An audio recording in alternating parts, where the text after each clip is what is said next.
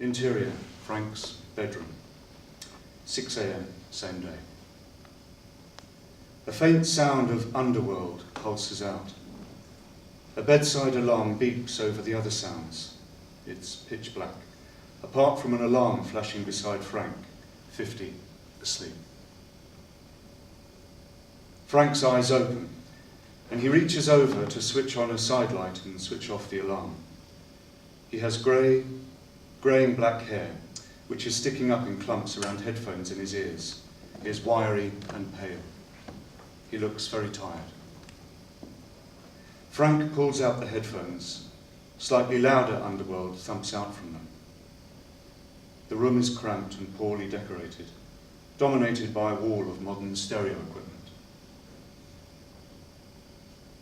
Interior, bathroom, continuous. Frank, in long johns, stands in front of a tatty mirror and a square 30s sink, above which is a shelf full of medicine bottles, white boxes of prescription pills, and a tube of dentures fixative. Frank picks out a tube of rock-hard hair gel from behind the medicines, squirts a large dollop onto his hand, then smooths it through his hair into a sleeked back style. Frank holds first one nostril, then the other, as he clears his sinuses with a loud, prolonged sniff. Interior landing, continuous. Frank stands in an 80s grey suit outside a shut bedroom door on the dingy landing. He opens the door and stares at an enormous wooden wardrobe packed to the brim with dark 30s men's suits, one of which is pressed and hung on the inside of the door. Interior hallway, continuous. Frank glances at the 30s style sitting room through a doorway as he leaves carrying a briefcase. The floral armchair from earlier sits in the window bay.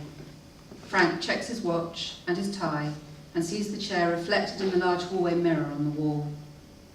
A large brown mantel clock gives out 8 chimes. Exterior, Frank's car, continuous. Frank drives past open fields in a brand new Golf. The fields are empty apart from a large sign advertising a forthcoming housing development.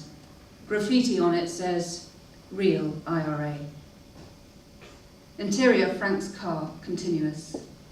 Extremely loud electronic music thumps from the car stereo, which Frank doesn't show any reaction to. Exterior, High Street, continuous. Frank sits in his car in a traffic jam in a crowded suburban high street. Beside him is a large shop window. In it is a bright lime green retro 60s chair.